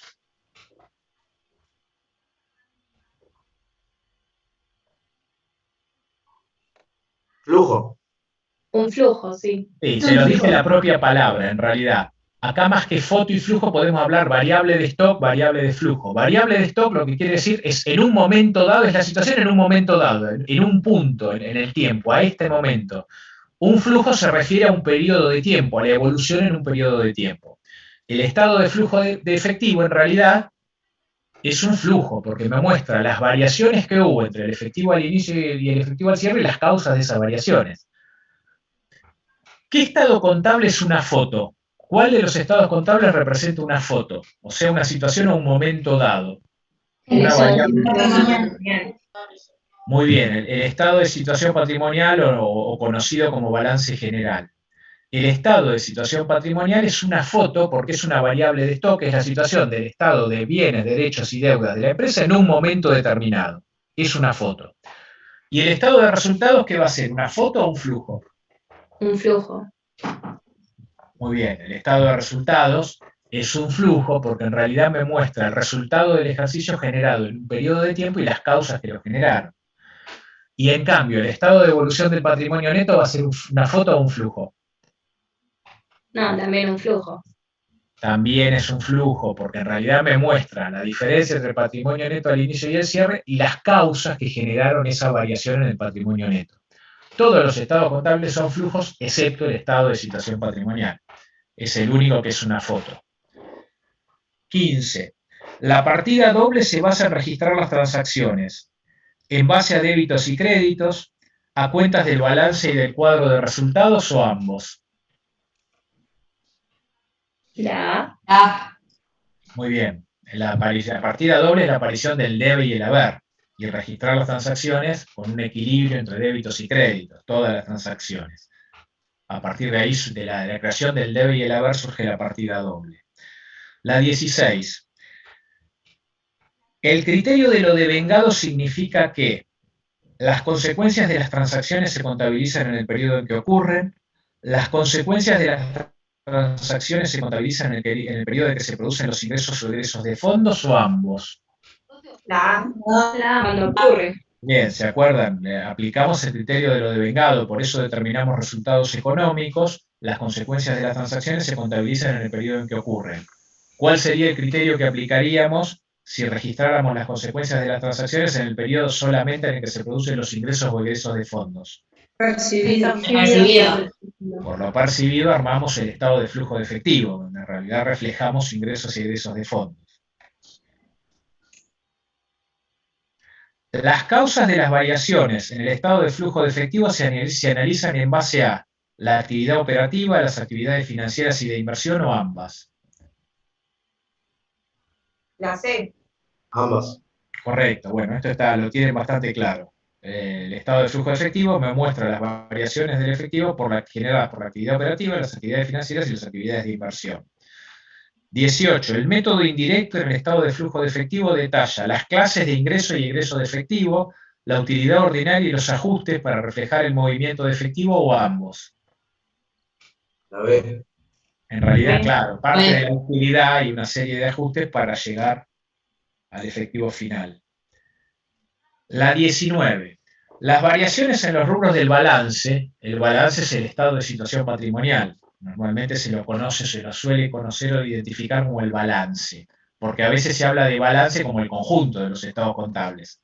Pero en la jerga contable, sobre todo durante muchos años, se trabajó como que el balance es el estado de situación patrimonial. Aunque lo ideal sería denominarlo estado de situación patrimonial, ¿no? Las variaciones en los rubros del balance se interpretan como sigue. Un aumento de activo es un uso de fondos y una disminución es un origen de fondos. Un aumento de pasivo es un uso de fondos y una disminución es un origen de fondos. Un aumento de activo es un uso de fondos y una disminución de pasivo es un origen de fondos. Acá estamos hablando de si representa pasivo, patrimonio neto, activo, cuando aumentan o cuando disminuyen, si representan orígenes o utilización de fondos. ¿Cuál les parece correcta de estas afirmaciones? ¿La A, la B o la C? La A. Sí, la A. Bueno, está bien, está muy bien, es la A, pero el tema es que ustedes acá contemplen al activo como la inversión de la empresa, el conjunto de la inversión de la empresa, y al pasivo y patrimonio neto como el conjunto de la financiación. La realidad es que cuando aumenta un pasivo, en realidad es, por ejemplo, porque pide un préstamo. Cuando aumenta un patrimonio neto, porque tengo una utilidad o porque, por ejemplo, no sé, hay un aporte de capital. Eso representan ingreso de fondos, orígenes de fondos.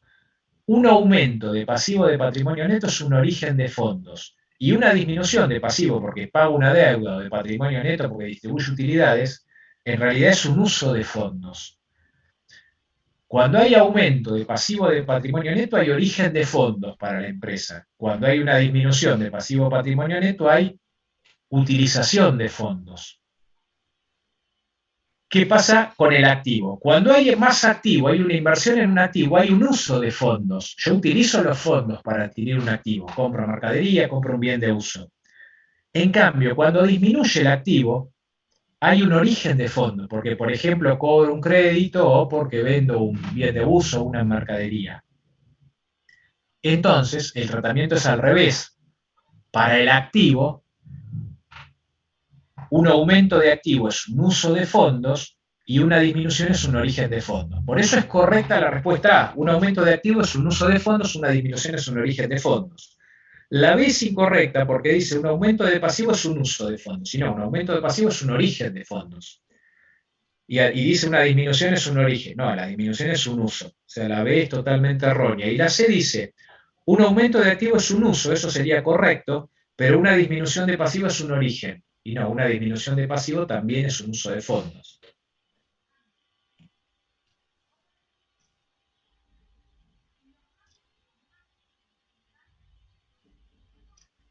Estas son de sentido común. La 20.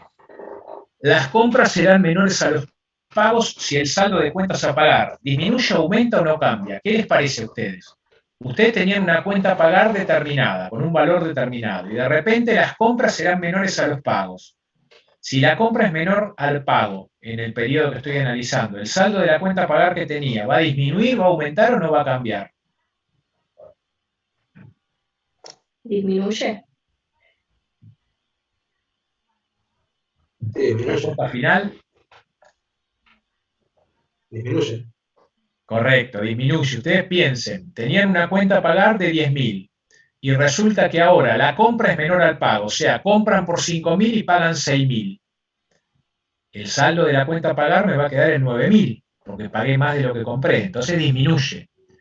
Y en cambio, ¿qué pasa con la 21? Las cobranzas serán mayores a las ventas si el saldo de la cuenta a cobrar disminuye, aumenta o no cambia.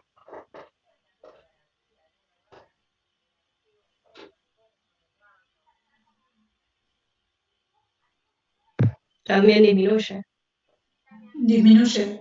Muy bien, correctísimo. También disminuye. Fíjense que ustedes en el mismo caso tenían un saldo a cobrar de 10.000, pero ahora cobran más de lo que venden. Venden por 5.000 más, pero le cobran 8.000.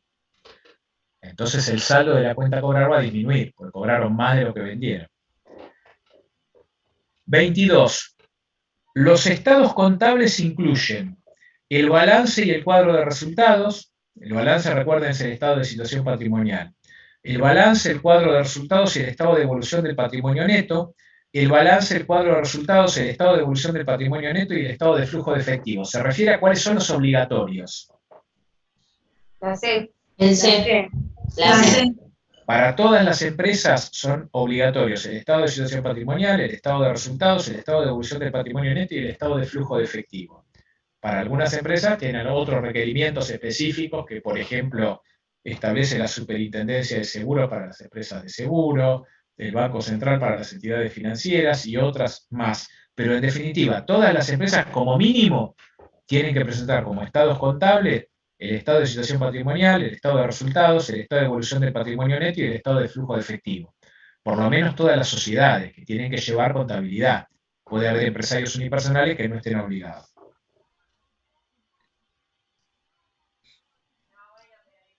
(23) Las contingencias positivas en general no se contabilizan o se contabilizan cuando son probables. Y ahí había que agregar y pueden estimarse razonablemente. ¿Qué les parece? ¿Cuál es la respuesta correcta? ¿La A, la B o la C?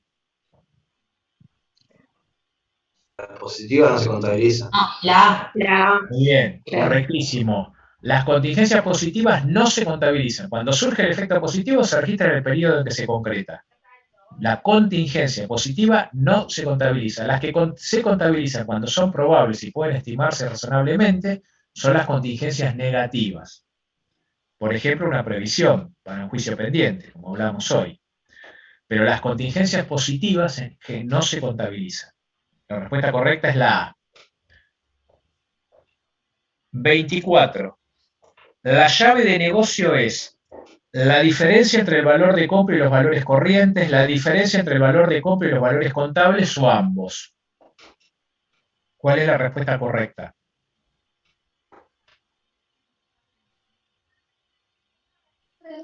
Para mí la B, pero. ¿No es la A? Bueno, la C, ambos no puede ser. Ahí ya tenemos una. O es una o es otra. O es la diferencia entre el valor. Primero, a ver quién me dice qué es la llave de negocio. ¿Quién se acuerda qué es la llave de negocio? La llave de negocio se genera cuando una persona quiere comprar la empresa y ahí se genera, porque si no, no se genera. O sea, cuando alguien ofrece más de lo que, por ejemplo, la diferencia entre tus activos y tus pasivos vale tu empresa. Te ofrecen más que por eso. O sea, por los clientes que tenés, por tu trayectoria. Bueno, muy bien, en general, o sea, nosotros adquirimos una empresa. En la realidad, cuando adquirimos una empresa, adquirimos el conjunto de bienes, derechos y obligaciones que la empresa tiene. Ahora, ese conjunto de bienes, derechos y obligaciones entran en nuestro patrimonio y el valor que yo pago tal vez pueda ser superior o inferior a la suma de ese conjunto de bienes, derechos o obligaciones.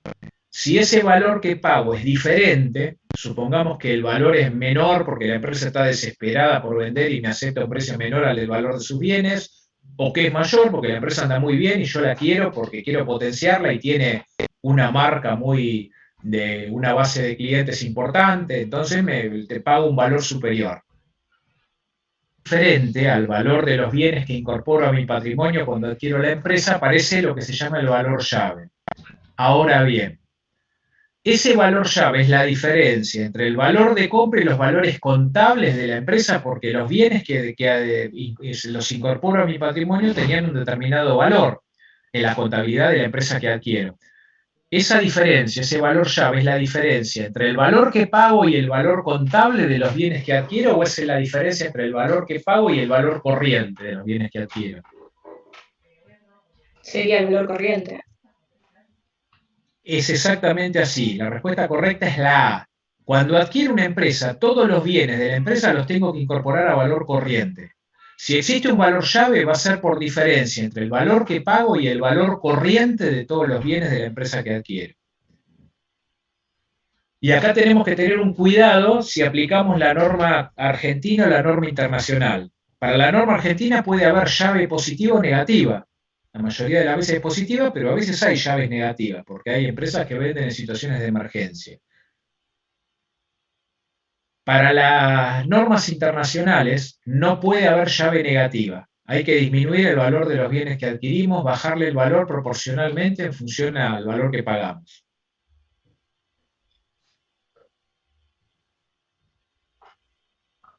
Por último, la 25, la prima de emisión. Es la diferencia entre el valor de compra y los valores corrientes, la diferencia entre el valor nominal del capital y el valor recibido, o ambos.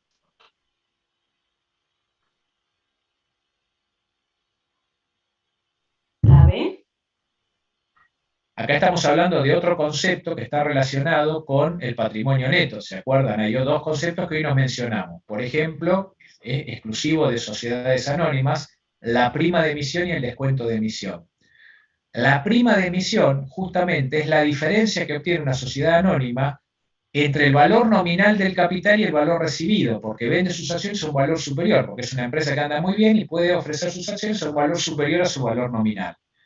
Aparece la diferencia que cobra en un concepto en el patrimonio neto que se llama prima de emisión, que aumenta el valor del patrimonio neto.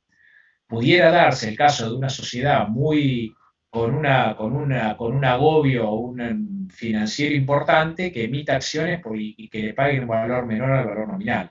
En ese caso habría un descuento de emisión. Está bastante mal la sociedad en un caso así, si tuviera que incurrir en alguna venta de acciones por un valor inferior al nominal. Pero es más común la prima de emisión, que es entonces la respuesta correcta a la B, es la diferencia entre el valor nominal del capital y el valor recibido. Bueno, ¿qué les pareció el repaso? Más o menos, ¿lo tenían más o menos claro todos los temas? Porque vimos varios aspectos de la contabilidad patrimonial que se supone que son conocidos. Y entramos en algunas cosas de la contabilidad gerencial, como el tema del EBITDA, el tema del NOPAT, bueno, esas cosas que vamos a volver a ver.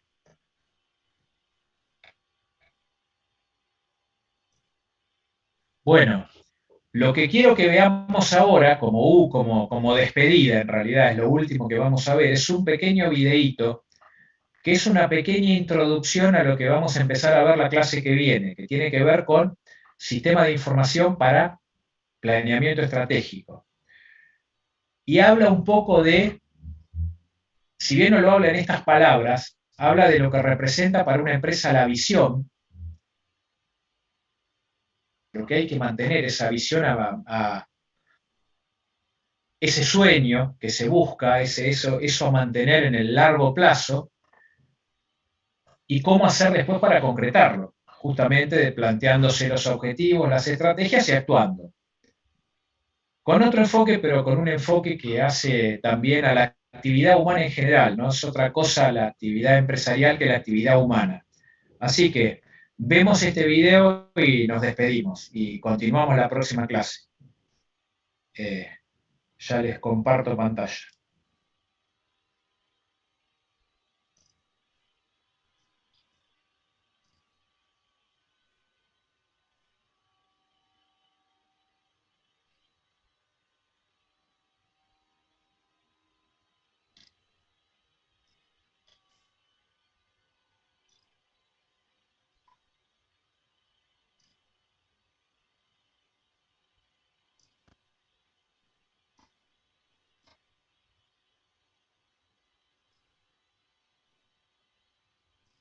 Ahora sí están viendo el formato.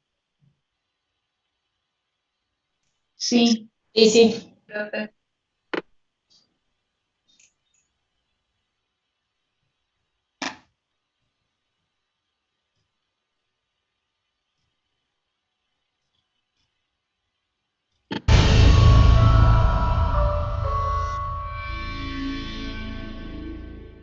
Les pido un fuerte aplauso para este invitado de lujo que tiene esta Cumbre Internacional de Jóvenes Líderes.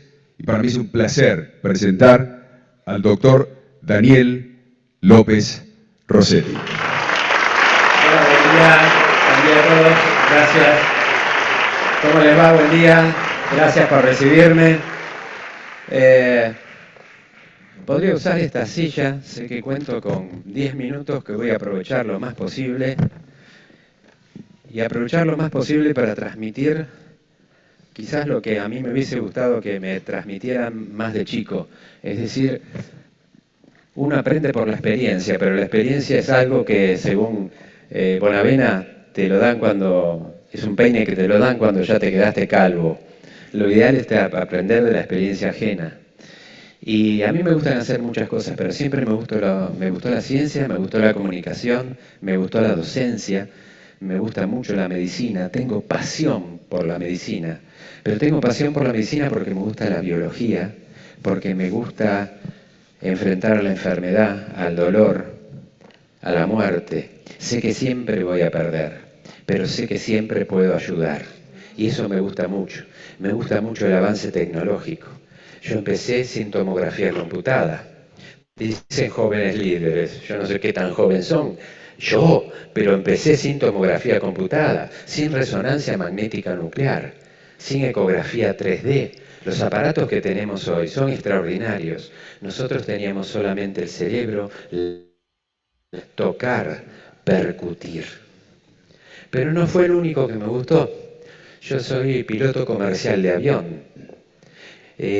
Pilotos amigos míos son comandantes de aerolíneas nacionales e internacionales. El curso se realiza primero, y ahora les cuento por qué les cuento esto. El piloto empieza en un avión chiquitito, en un Piper, en un Cessna, y empieza a volar despacito. Y después, cuando va progresando, da un examen. Pasa 40 horas de vuelo, más las teóricas, y da un examen. Y después aprende a volar por instrumentos, es decir, aunque esté entre nubes. Y después se aprende a volar de noche. Dicen que volar de noche es lo mismo que volar de día, pero no se ve nada, no se ve un pomo. Y después aprendes a volar con 2 motores, que no es lo mismo, son 2 motores. Y entonces después uno hace vuelo nocturno, después hace vuelo multimotor, motor del lado derecho, motor del lado izquierdo, y después uno empieza a ser piloto comercial. Yo nunca practiqué, nunca me trabajé en una compañía de piloto comercial, pero aprendí mucho volando, le saqué mucho el juego escuchando a cada uno de mis instructores. Cuando un avión despega, que es cuando nosotros despegamos en la vida, y lo que voy a hacer es una metáfora, vos estás sentado en el avioncito, en el Piper, en el Cessna, del lado izquierdo. Del lado derecho está tu instructor, que es el que despega, te lleva, te enseña a usar los pedales para mover el timón. El comando, si vos lo doblás para allá, básicamente los flaps te inclinan para allá, lo doblás para allá, los flaps para allá, lo tirás al pecho, la nariz se levanta, lo tirás adelante y el avión baja. Básicamente, en 2 palabras, es así. Para despegar vos tenés que tener una velocidad mínima, que se llama V1, una velocidad en la cual vos vas volando, tirás el comando hacia tu pecho y se produce un milagro extraordinario. El avión levanta la proa, dejás de ver el piso y ya solamente ves cielo. Y el término técnico es airborne, que en inglés quiere decir nació al cielo, porque el avión hace ruido y se mueve mucho en el aire, porque no en el piso, porque no nació para ir al piso, nació para volar. Cuando vuela, ya vuela bien. Y al principio te da miedo tirar el comando antes de la velocidad indicada del velocímetro, porque no despegarías o podrías tener un accidente. ¿Me explico? Entonces te da un poco de quickie, un poco de miedo, que es parte de la vida, parte de la inseguridad, parte de la duda que nunca debemos dejar de confirmar. Y me acuerdo que estaba Dino Kersetti, él ahí, y me dijo, Dani, yo estaba así y ya había tomado la velocidad, pero no me animaba a levantar la nariz del avión. ¿Me explico? Me dijo, Dani, a volar. Hice esto y el avión empezó a volar. Sentí una alegría porque lo estaba volando yo. Y después de 3 o 4 veces que lo pude volar, viene una experiencia extraordinaria que a lo mejor la escucharon nombrar, que se llama primer vuelo solo. El primer vuelo solo es un día que te subís al avión con tu instructor para todos los días, te hace el chequeo del avión, vos chequeás el avión, decís está todo bien el avión, vamos a volar. Y él que me hizo ese día, me puso abajo de un borne de la batería una moneda, me la escondió, un turro. Entonces yo no la vi. Entonces voy, me siento, él se sienta, chequeaste el avión completamente, salí del avión, me hace ver lo que tenía abajo de la batería, no lo chequeaste bien, hoy no es tu día, hoy no volás, me sancionó. Al día siguiente volví a volar, chequeé el avión impecablemente. Y ellos, en un momento que ven que la temperatura, el aire, el poco tráfico, las condiciones ambientales hacen que puedas volar solo, porque el vuelo no es básicamente peligroso, te sentás, arrancás y después que hiciste todo bien, te trasladas hasta la cabecera, momento en que ves toda la pista, y él te dice, Dani, ¿estás para el primer vuelo solo? Y yo lo miro, sí. Si él te ve decidido, con motor en marcha, se baja del avión, cierra la puerta y vos estás, como dijo Hermann Hesse, podrás caminar de a 2, podrás caminar de a 3, pero el último paso debes darlo solo. Aceleré, busqué la velocidad de despegue, despegué, ascendí a 1000 pies, di la vuelta al aeródromo, porque era nada más que una vuelta al aeródromo a 10.000 pies, a esta altura, yo solo, pegué el grito más grande que recuerdo de alegría por haber estado volando solo. Viro a la izquierda, solicito a la torre de tránsito aterrizaje, aterrizo, y cuando aterrizo me esperaban todos los compañeros de la escuela con un certificado con mi nombre y fecha que decía primer vuelo solo. Fue uno de los días más emocionantes de mi vida. ¿Y cómo se constituye un primer vuelo solo? Yo tenía ganas de volar porque tenía ganas de hacer cosas. Tenía ganas de ser médico y también tenía ganas de volar. Y la secuencia para alcanzar un logro es siempre, primero, soñarlo con el corazón. Después, pensarlo con el cerebro. Y después ejecutar la acción con las manos. Y yo aprendí que todos mis sueños nacían en el corazón, los pensaba con el cerebro y los ejecutaba con las manos. Y el despegue es eso. El hombre imaginó el avión, imaginó volar, desarrolló el avión, lo pensó cómo hacerlo volar y con las manos convirtió realidad al momento que en la velocidad correcta llevó el comando del avión al corazón. Ahí se cerró el circuito, corazón, cerebro, manos. Y ahí se produce el milagro de volar. Yo creo que ese es el secreto. Tenés que tener un sueño, un cerebro para llevarlo adelante y las manos para construirlo. No dejen de tener sueños, cerebro y manos para construir. Gracias. Bueno, Nos vemos entonces la próxima clase. Voy a tomar los datos de todos los presentes, así ya los voy conociendo un poco más. Nos vemos el próximo jueves. Nos vemos, profe. Gracias, profe. Gracias. Hasta el jueves.